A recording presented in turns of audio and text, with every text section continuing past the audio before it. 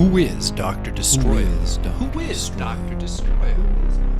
Who is Dr. Destroyo? Who is Dr. Destroyo? Who is Dr. Who is Dr. Destroyo? Who is Dr. Destroyo? Who is Dr. Destroyo?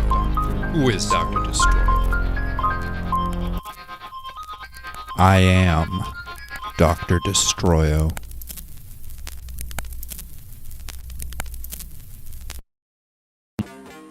From the Death by Media Man podcast show, it's Dr. Destroyo. The story of the world's first true supervillain. We're telling Dr. Destroyo in sequence every 2 weeks. So if you haven't listened to the first episodes, go back and start there. Then, this will all make a lot more sense.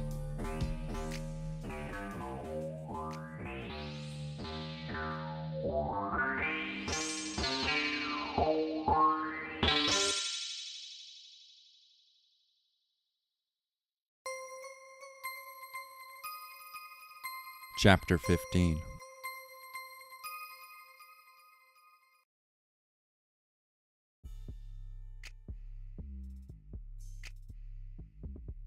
Tom was dead. Mr. Scorpio was dead. Everyone in my world was dead. I was the last man on Earth, sitting alone in a room. And then there was a knock at the door. The knock at the door was 3 solid pumps. It was a knock of authority. It was a knock that had serious business to conduct.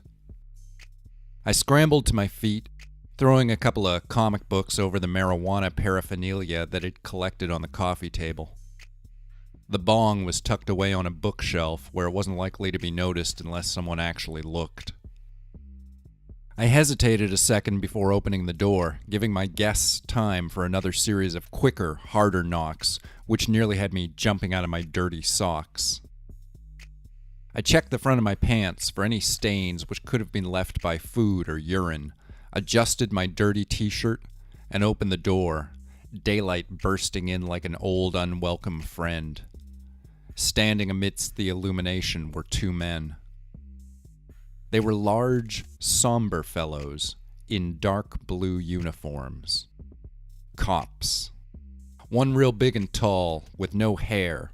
The other real big but not so tall, with short dark stubble carpeting his head.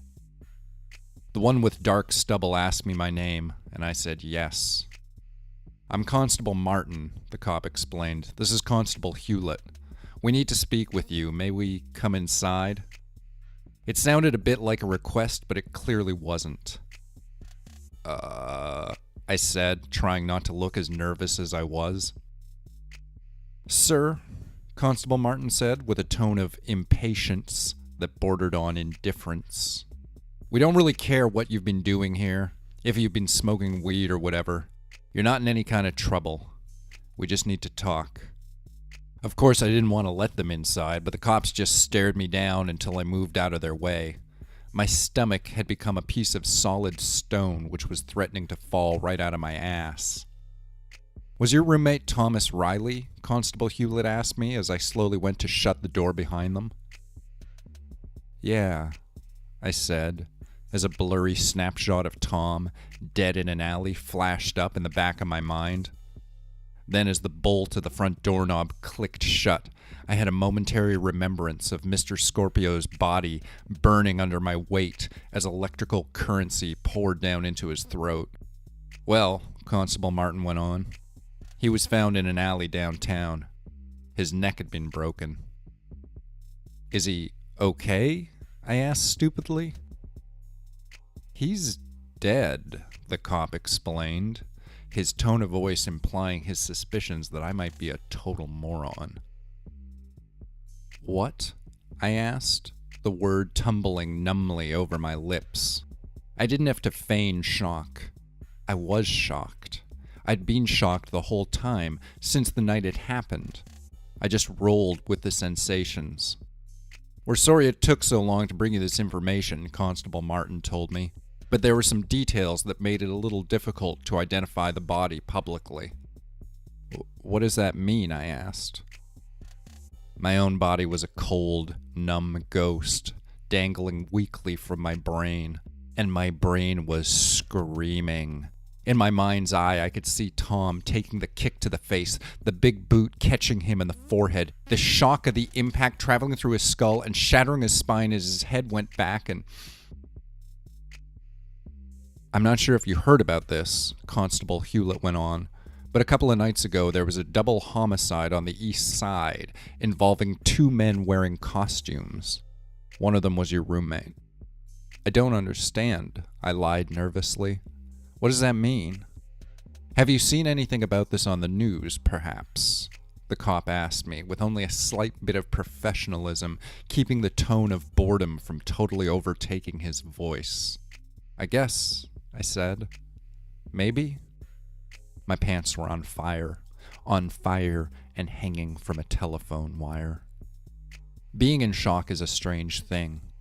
Your thoughts feel clear, and everything seems really simple, but at the same time, nothing makes any sense. I was inside a car that was sliding uncontrollably across black ice. Would we ever slow down? Would the ice ever break? A couple of guys? I asked. In costumes? It wasn't a sex thing, the cop clarified for some reason. There's a popular misconception that it may have been some sort of sexual encounter, what with the costumes and the brutality of the deaths, but at this time we don't believe that's the case. I almost laughed. I almost puked. I imagined a couple of cops discovering the corpses, one officer asking the other, "You think they were fucking?" "Well then, what happened?" I asked. Constable Martin stared me in the eyes and gave his nose a little snuffle. "We believe the man in the superhero costume may have been slain by a man in a supervillain costume, who then left his mask on your roommate's dead body to cover his trail." "What?" I shouted. "I know this must come as quite a shock," Constable Martin stated. "A series of shocks," his partner added. "But you should know," the first cop continued, "it is just a theory at this time." "Oh," I shouted calmly. "You should probably sit down," the cop said. "I should," I shouted calmly, sitting down. I thought I had been sitting down. When had I stood up? When did these uniformed cops come into my home? What day was it? What year was it? Everything was falling apart and nothing made sense. I just kept staring ahead of myself. I could feel cold beads of moisture rolling down my back. Could they smell it? Could they smell the guilty sweat that was coming out through my pores? I pushed my back into the couch and tried to look sad through the horror and disbelief. "Now, nobody honestly thinks your friend was some sort of a costumed criminal," Constable Martin went on. "More likely he was simply somebody else's pawn in something larger." As the one cop spoke to me, the other kept glancing towards my front door, clearly thinking about the rest of his day. "We may be looking at a serial killer," Constable Hewlett added, glancing back at me for just a moment. "Though there isn't really any evidence to support that," Constable Martin stated. "Yet." "Crazy," I said, my voice finally dropping down to a reasonable level. "Anyway," Constable Martin informed me, "there is one witness who claims to have seen a third party at the scene, but we're still investigating that." "Oh," I said. Then a second later I shouted, "What?" "We will need to have a look around your apartment, though. Is that okay?" I muttered some vaguely positive response, and Constable Hewlett went off to poke around the other rooms of the place, while I sat there being scrutinized by his partner. I felt the warm beads of sweat turning cold as they clung to my skin. Had I left anything out? A blood-soaked confession left nailed above my bed?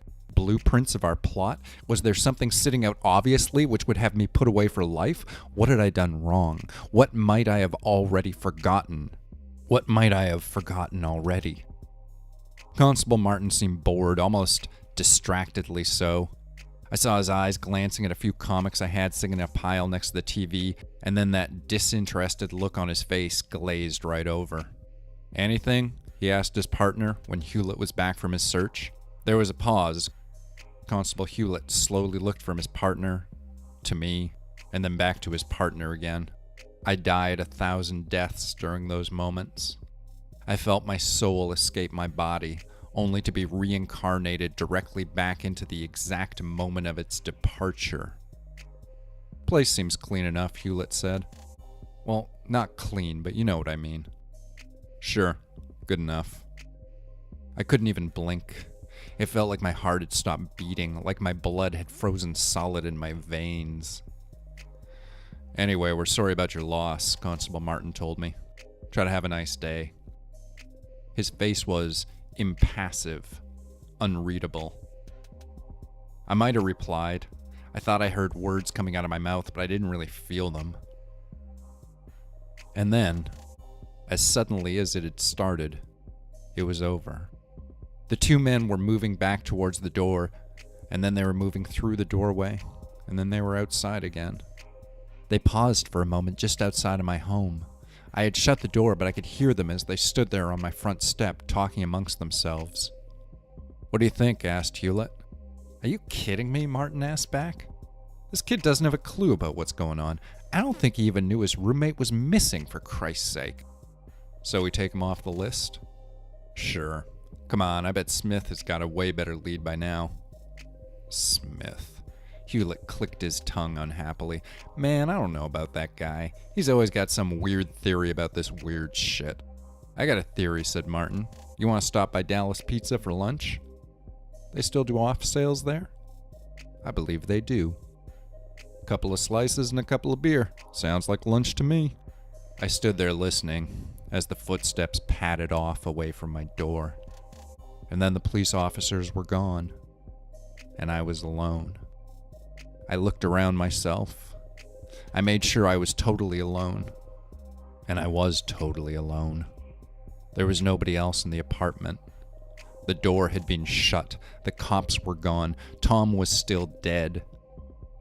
A world of horror, frustration, and grief found their outlet, pouring from my mouth in the form of 3 pained words that I emitted like the howl of a soulless beast screaming out to a godless sky.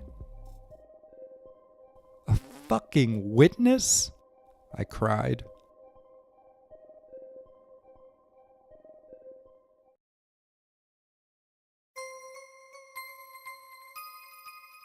Chapter 16.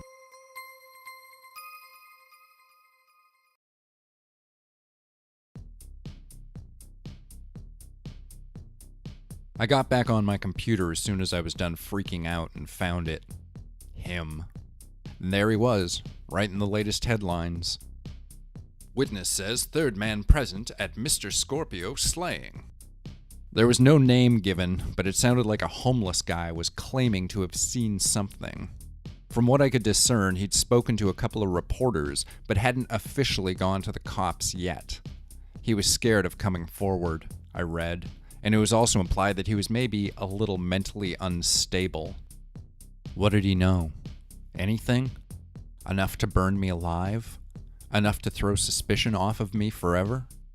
For a few minutes, or maybe a few hours, or a couple of days, I paced around the apartment, thinking dark little thoughts. I imagined prison walls and government-mandated cruelty, walls dripping with blood, puddles of scared piss on the floor, the sound of breaking bones and crying, darkness spreading like a rash. My depression had transformed into an active form of anxiety, and that anxiety was climbing the walls like a fitful spider. Eventually, I decided that I had to do something. Maybe, I figured, I could go down and talk to this witness, whoever he was. I could find out what he'd seen, and if anybody wanted to know what I was doing down there, well, maybe I was just some loser looking into his buddy's death, in a sort of stupid, clumsy way. I certainly wasn't a murderer looking to cover his tracks. I showered and got dressed. Everything I had to wear was dirty. I could do laundry, but why bother, right? Fuck that. People in shock don't do laundry. You don't kill somebody and then go home and settle into your regular routine. Or maybe you do. I didn't know. I wasn't working with any kind of a guidebook. I put on pants and a sweater. I tried to wear gray things without colors or logos or affiliations. I tried to be neutral in all ways. I took a bus across town, getting off a few blocks from where everything had happened. It was pretty quiet, but what was I expecting? A crowd of hushed nerds looking about in reverence, here at the site of the first costumed hero and villain double homicide? Maybe. Maybe the cement of these streets should have been like holy relics to all those geeks out there who were posting online about how awesome and meta-contextual this all was. But once I got down there, I wondered, what was I supposed to do? Just walk up to somebody and start asking questions? Hey, what do you know about the masked men that were murdered around here? Was I supposed to shake somebody down? Look for clues? I did a slow loop around the murder site, still staying a few blocks out from the spot. If anybody noticed me, I didn't notice them doing it. I was dressed like a nobody, and there were lots of them around. Skids, loners, losers, senior citizens, drug addicts, high school dropouts, people without money, people without pasts or futures. I kept my shoulders hunched in a lazy slump, and I kept circling the area, drawing ever closer. Silently, I scrutinized all the people I walked past. I tried to subtly study their faces to determine what sort of threat they might pose to me, if they knew who I was, if they knew what had happened. What do you know? My eyes screamed at them. Tell me what you fucking know! It felt like I was haunting the streets. The memory of a dead man cloaked in grimy, unlaundered shadows. I felt out of place, out of step, out of line with the rest of reality. Like my frame rate was off slightly, or my dubbing was a little out of sync. When I looked around myself, I saw a world which might as well have been a painted-on backdrop. Nothing was real anymore. It seemed like I might have walked onto the set of a movie, a stage play in mid-motion. Eventually, though, I was standing there, at the mouth of the alley, looking down into the darkness. I shuddered, my mind fighting off waves of remembrance. "That's where it happened," said an old voice from behind me. "That's where they found him." Flinching internally, I turned to see who'd spoken. He was about 4.5 feet tall, with a scrubby little beard and a grubby little cap pulled down low over his eyes. He was wearing 2 coats over a vest and a swaddling of sweaters, at least 2 pairs of pants, and on his feet, a pair of mixed-matched boots with the soles coming loose. He was pulling a shopping cart behind himself, which was mostly full of empty aluminum cans and other bits of potentially valuable trash. He looked about 180 years old, though his eyes were crackling with the excitement of a little kid. "Sorry," I said to him. "The bodies," the old guy cackled, grinning a mouthful of gnarled amber teeth through an opening mostly obscured by the little gray beard which covered his face like moss on a log. "The boys in the costumes." "What do you mean?" I asked, feigning ignorance once again. "You know what I mean," he said, smiling craftily. His lips were spotted with bright red sores, the kinds you can get from cold weather, herpes, or an addiction to crack cocaine. "I'm Warren," he said. "That's my name." "Oh," I replied. Warren had pockmarked skin and dull brown eyes. His fingers were stubby little sausages with nails that were both overgrown and chipped away, making his hands seem more like the paws of a feral animal. "I didn't tell him my name," Warren explained to me. "Not my real name, not the reporters. I knew there'd be people after me if I did. But I seen it. I seen him." He licked his lips and I almost sort of gagged. "The Supermen." I stared at the old man, trying to figure out if he was having me on or speaking weird truths. "What did you see?" Warren stroked at his mottled beard with his fingertips. His hands were dark with grime and I guess what you might call hard living. The fingernails were yellowed to nearly black at the tips, like whole worlds of filth and grime had been caked beneath them. He leaned back on his heels and he smiled up at me, his eyes full of whimsy and wonder, and then he took in a deep breath and ran the pale white scrap of flesh that was his tongue across his jagged rows of flavescent incisors, his mouth hungrily open so I could watch it happening. "It was a tussling of titans, believe you me," he said, the words exploding out of him with a stew of gray-brown saliva. "A battle of the ages that rocked the block to its very foundation. It was like when planets collide, or when the gods do battle in the sky. It was pulse-pounding, death-defying clash of the Leviathans, a battle of which the likes of mortal men were never meant to see, let alone experience firsthand.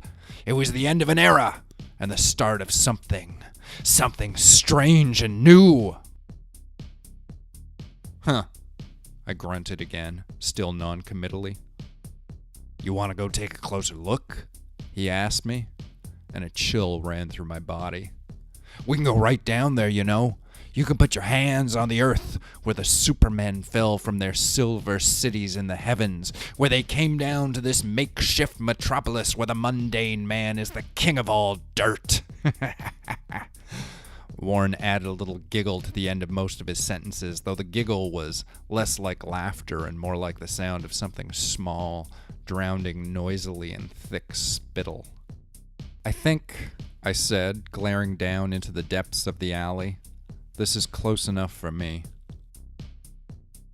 "Nah, this ain't close enough," the old man said, staring deep into my eyes like he was trying to burn them out with his heat vision.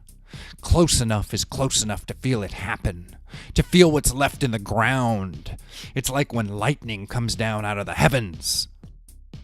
Warren kept giggling horribly, looking up into the night sky, which was full of dark gray clouds. "Like when lightning strikes and nothing's ever the same again." "Wow," I said without much emotion in my voice. "That sounds pretty intense."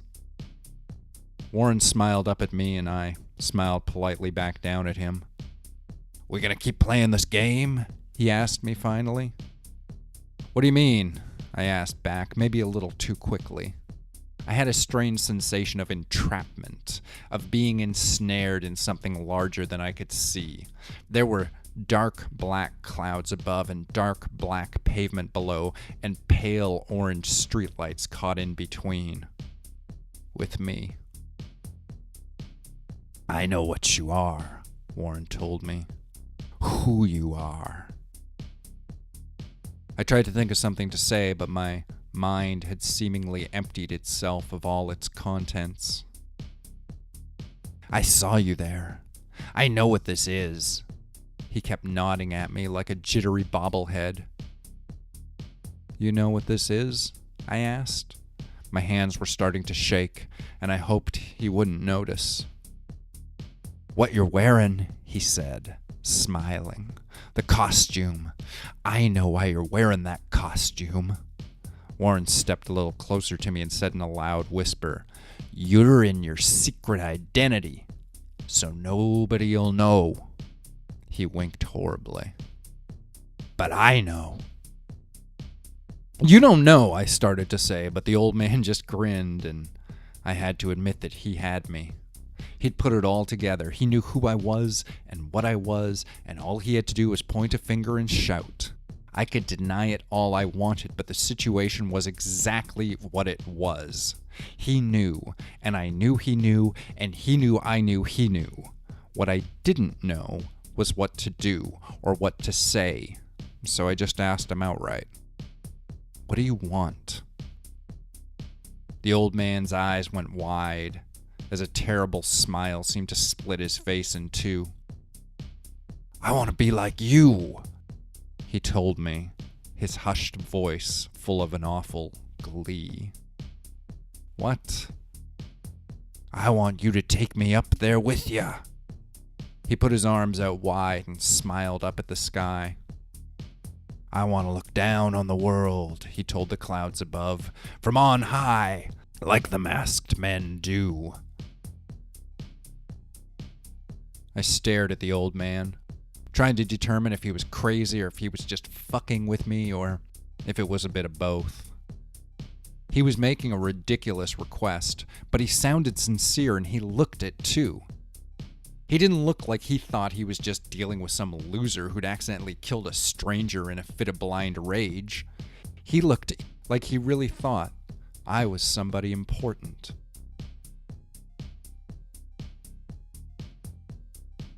I took another quick glance up and down the street. Nobody was paying any attention to us, but that could only last for so long. Eventually somebody would notice the strange exchange happening not that far from the site of a recent murder. I was entirely exposed, and I'd already been identified by one of the men who knew the truth about what I'd done. I'd gone back to the scene of the crime and been discovered. And it had all basically gone as badly as it could. Again. My mind was gone, frozen with panic. My brain was iced over meat, lost way in the back of the freezer. Yet somehow, words were coming out of my mouth. "I can't do anything for you now," I said, my tone low and secretive. "I shouldn't even be talking to you here. We'll have to do it somewhere else." "There's a park a few blocks over that way," Warren said, pointing. "If it's late enough, it'll be pretty empty." Warren paused for a moment and then explained. "I just figured we'd be more likely doing this sort of thing at night, right?" "We're not vampires, Warren," I said tersely. "But yeah, meet me there at the park at 11 o'clock tomorrow night." "And you'll fix me up?" the old man asked expectantly. "You'll make me a part of your team?" "It's more of a society," I whispered at him. "A secret society." Once again, I heard the words coming out of my mouth like my brain was reciting from a script I'd never actually read, like I was translating subtitles or improvising a routine that had been genetically hardwired into the core of my personality. Like I was mutating right there on the spot, adapting to survive a situation I couldn't fully fathom. "Excellent," he exclaimed as he reached forward to shake my hand. I ignored the offered hand. "Get the fuck out of here," I growled at the little hobo. "We'll talk about this tomorrow night, and you better come alone." "Got it," he said, nodding fiercely. "No henchmen, just you and me, and the men in the sky." Warren departed noisily then, pushing his cart on down the street ahead of himself, the cans sounding like a small metal riot as they jumbled and crashed over every gap and crack along the sidewalk's path. 11 o'clock. Tomorrow night. That was how much time I had to figure out a way to deal with this situation. With Warren. With this fatal mistake that was threatening to swallow me up like a big long snake choking down a fat little rat. I took another glance down the alley, and for just a moment, I remembered how everything had felt. I remembered blood puddling into potholes, guttural sounds of death, the clash of titans, of men and myth and modern-day magic.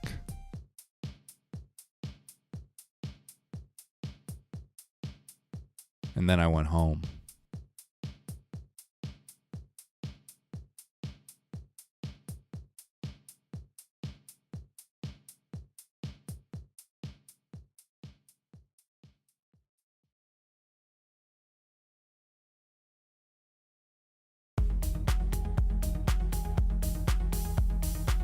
Dr. Destroyo is written and produced by Hank Pattison for the Death by Media Man podcast channel. You can subscribe to the Death by Media Man podcast on iTunes and SoundCloud. If you enjoyed this, please leave us a like or a comment and tell a friend. And if you'd like to support the Death by Media Man channel with your money, there's a link to our Patreon in the description of this program. Thanks so much for listening, and we'll see you in 2 weeks for the next installment of Dr. Destroyo.